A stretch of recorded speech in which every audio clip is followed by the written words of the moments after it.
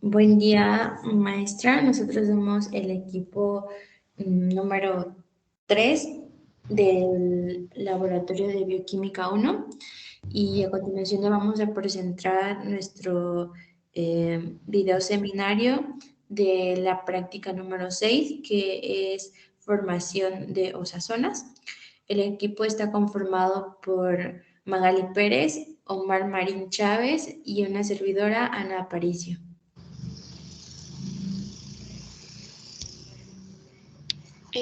Bueno, pues las osazonas son una clase de derivados de carbohidrato encontrados en química y se forman cuando los azúcares reaccionan con fenilhidracina. La reacción que se presenta involucra la formación de un par de funcionalidades fenilhidrazona concomitante con la oxidación del grupo hidroximetileno adyacente al centroformilo. En química, las osazonas son un tipo de hidratos de carbono derivado de diferentes azúcares y estas se forman cuando azúcares reaccionan con este compuesto conocido como la fenilhidracina en el punto de ebullición. Pues los cristales osazona varían significativamente, algunos se parecen a los pétalos de las flores, otros son más como bolitas de algodón, mientras que otros parecen cabezas de alfileres o incluso llegan a parecerse a agujas largas y finas. Eh, la preparación de una osazona y la observación de los cristales en un microscopio se ha utilizado muchísimo para identificar a los azúcares más comunes. Y aquí un dato muy interesante es que Fischer fue quien descubrió que la glucosa, la fructosa y la manosa producían la misma osazona y también se dio cuenta que esto significaba que estos tres azúcares tenían la misma configuración en los carbonos 3. Eh, las osazonas pueden ser usadas para diferenciar a los azúcares en fluidos biológicos como pues la orina, y en la formación de esa zona se puede observar que no todos los azúcares forman el mismo cristal de esa zona, lo que esto nos indicaría que estos carbohidratos no son monosacáridos, ya que en general esta es una reacción para monosacáridos.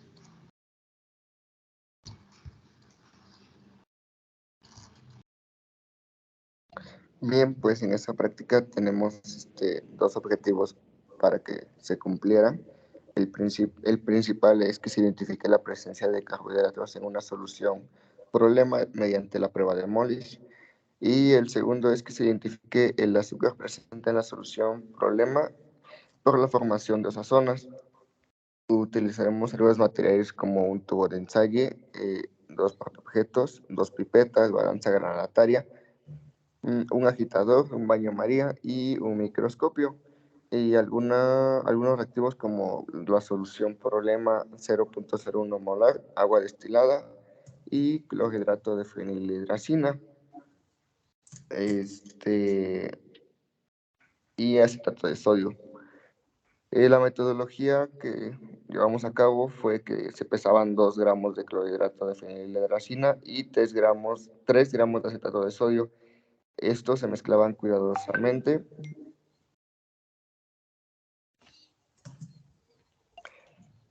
para que después de esto se pesaran 0.7 gramos de este reactivo que pues mezclamos y se conformó. Procedente de esto se le agregaba 1 mililitro de la solución problema en un tubo de ensayo y luego se le agregaba este reactivo formado. Continuamos adicionando 2 mililitros de agua destilada y mezclamos bien.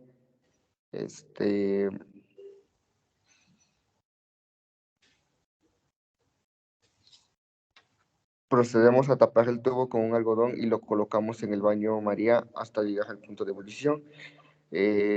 Observamos cambios después de 15 minutos y ante esos 15 minutos, nuevamente 10 minutos después.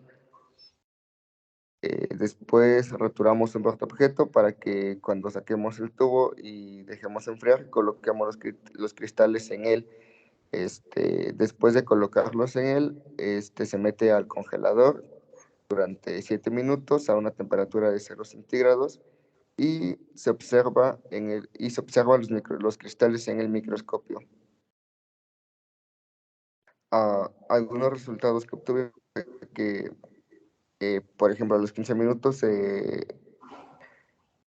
la sustancia tomó una coloración de un verde claro y después de esos 15 minutos, que esperamos nuevamente 10 minutos más, se tornó de una coloración como de un amarillo fluorescente. Y por último, pues los cristales observados en el microscopio fueron pues cristales delgados y alargados de una coloración amarilla. Supongo que la coloración amarilla fue tomada debido a la coloración que se tuvo en la sustancia después de que estuviera en la ebullición. Y bueno, ya para discusión de resultados, pues comentaba igual Omar, ¿no? Y Magali, la reacción que se llevó a cabo fue gracias a la fenilhidracina. Y también al acetato de sodio. Y bueno, la función del acetato de sodio va más que nada para disolver a la glucosa y agregarle un grupo ceto que va a facilitar la formación de la glucosazona, que es la zona de interés. Entonces, para ahora, la reacción que se llevó a cabo con la glucosa y la fenilhidrazona consta en que interaccionan primeramente una molécula de glucosa y fenilhidrazina para producir fenilhidrazona por la eliminación de una molécula de agua, justamente del grupo funcional de la glucosa. Posteriormente va a reaccionar un mol de glucosa fenilhidracina con 2 moles de fenilhidracina. Entonces, eso quiere decir que primero se va a desarrollar en 2 partes, por decirlo así, en la que va a reaccionar la glucosa con la fenilhidracina, que posteriormente va a dar a la fenilhidrazona, que posteriormente va a reaccionar con otra molécula de fenilhidracina para dar ya lo que es el resultado de una usazona. Sin embargo, esto no se detiene hasta acá, porque hace falta una variación de temperatura, que es la que se comentaba en la metodología, ¿no? De que primeramente se calentaba la mezcla y posteriormente se enfriaba a temperatura ambiente y después se pasaba a un enfriador para que hubiera un cambio de temperatura a 0 grados Celsius y se observaran de mejor manera, bueno, se formaran los cristales de la glucosa.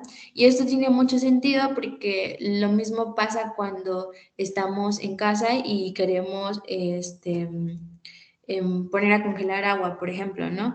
Que llenamos un bote de agua, lo metemos al congelador y pasado cierto tiempo, antes de que se congele completamente el agua, podemos ver unos cristales muy pequeñitos en el recipiente en el que hayamos puesto el agua, ¿no? Y en cambio, y son muy frágiles. Entonces, en cambio, si los dejamos por más tiempo, horas, estos cristales se van a ir haciendo más, de tal manera que se van a ir uniendo, se van a ir compactando y esta agua se va a convertir en un sólido más rígido. Entonces, está pasando algo similar con la glucosa, para la formación de la glucosazona. Y pues también recalcar, ¿no? Que se forma una usazona que contenga 2 residuos de fenilhidracina por molécula, mientras que una tercera molécula de reactivo se convierte en anilina y en amoníaco.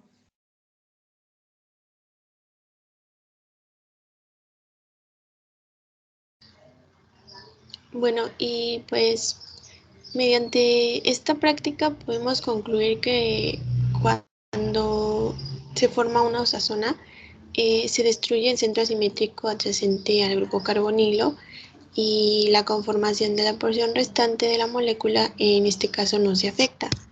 Es importante mencionar que la prueba de Molish permitió detectar la presencia de hidratos de carbono, en este caso en una muestra problema, y esta prueba de Molish está basada en la formación de furfural o derivados de este, originado pues por los ácidos concentrados que provocan una deshidratación de los azúcares a partir de los carbohidratos para obtener el furfural, que se combina con el lactol sulfonato originando un complejo púrpura.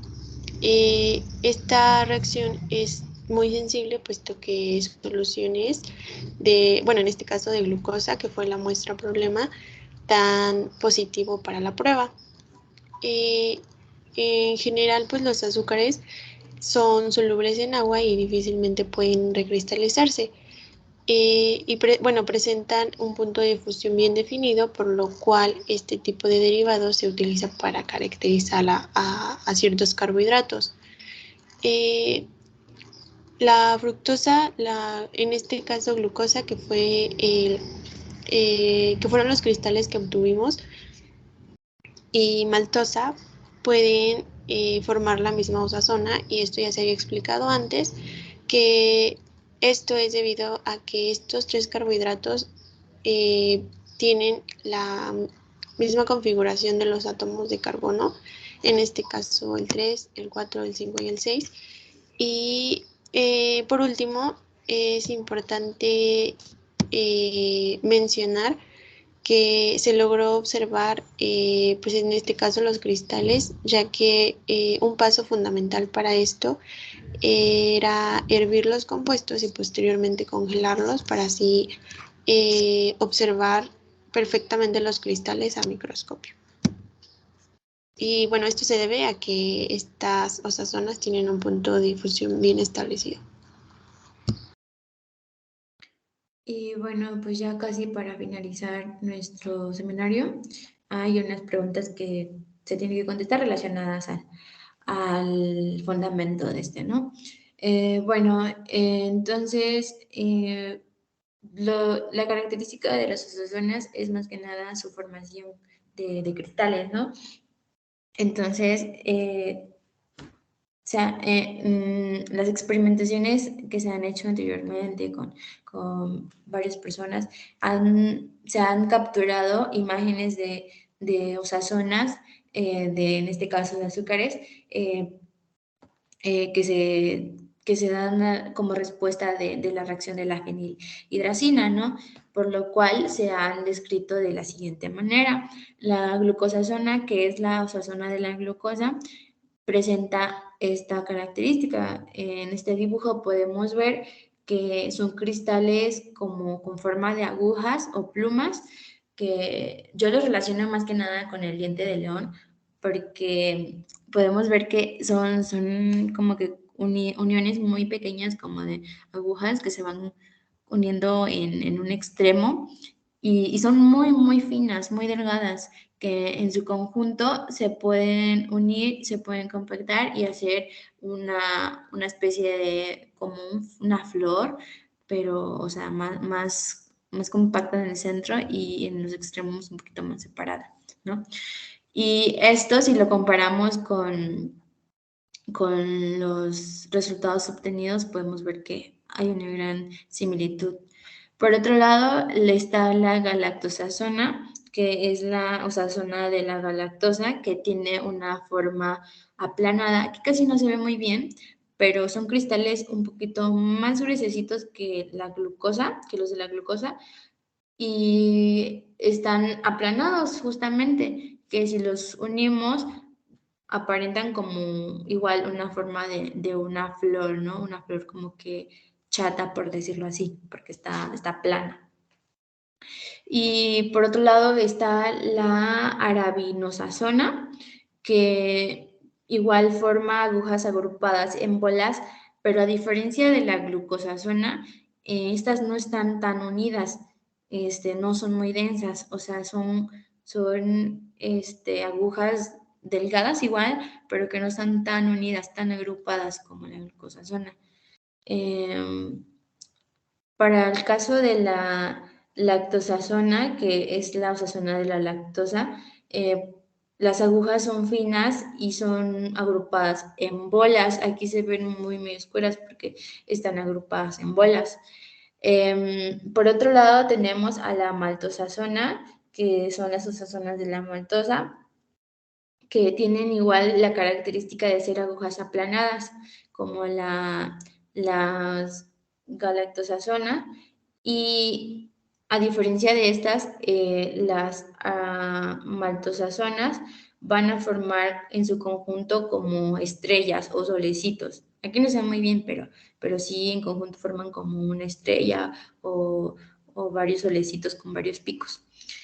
Y finalmente tenemos a los cristales de la gildosazona, que forman agujas largas y finas. Son parecidas a las de como a las de las galactosazonas, que son picuditas en un extremo y el otro son como que un poquito más anchos. Y yo les encuentro forma como de palillos chinos, pero las gildosazonas, son más largas y son muy finas. Entonces, les comentaba, ¿no?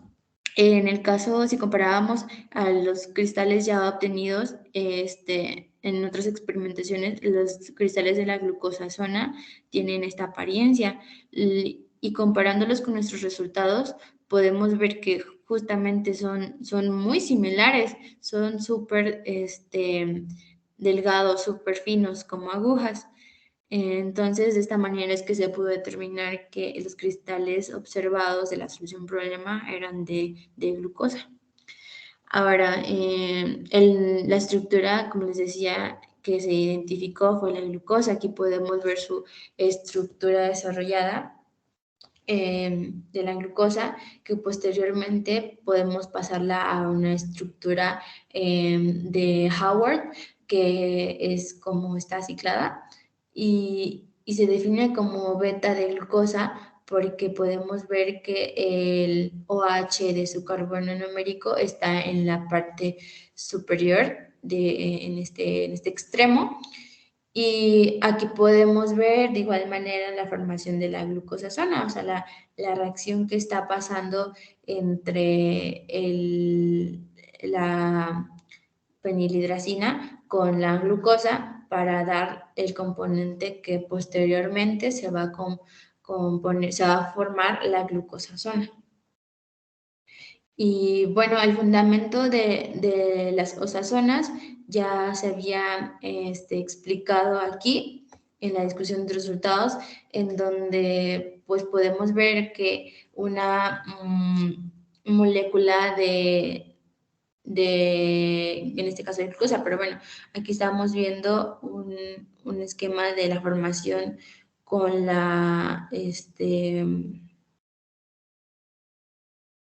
con la galactosa, que pues es casi lo mismo. En realidad, la fenilhidracina va a unirse con la galactosa y va a través de su, perdón, de su grupo funcional, también va a liberar una molécula de agua. Posteriormente, la reacción de un mol de galactosa fenilhidracina con 2 moles de fenilhidracina. O sea, aquí podemos ver las reacciones que se están dando. Les digo, se da por dos partes, por decirlo así. Aquí podemos ver la primera molécula de galactosa reaccionando con la fenilhidracina, que posteriormente va a dar este compuesto. Y este mismo compuesto que nos va a dar de la primera reacción va a reaccionar otra vez con la fenilhidracina y va a dar lo que ya es la osazona de nuestro interés, que pasándola por el cambio de temperaturas va a hacer la formación de cristales. Y finalmente, dice explicar a qué se deben que los azúcares sean agentes reductores. Bueno, pues la característica importante de los azúcares reductores es que estos van a, se consideran reductores aquellos que tengan a su grupo carbonilo intacto, de tal manera que les permita reaccionar con otras moléculas. Por ejemplo, aquí podemos ver que este es el caso de la glucosa, ¿no? Está en su forma de Howard, en donde tiene a su tiene libre a su grupo carbonilo, que justamente este es el que va a reaccionar con con otras moléculas para que pueda cumplir su función como reductor. Un ejemplo de esto serían la lactosa, la maltosa, la manosa, que pues tienen este grupo carbonilo, este grupo libre. De igual manera, si los comparamos con un azúcar no reductor, por ejemplo, la sacarosa, que su conformación, pues en su conformación no tiene ningún grupo funcional libre, está unido a otro monosacárido, lo cual no le permite que pueda fungir como un agente, como un reductor. Y pues bueno, este ha sido nuestro video seminario. Esperemos que todo haya sido muy claro y por su atención, gracias.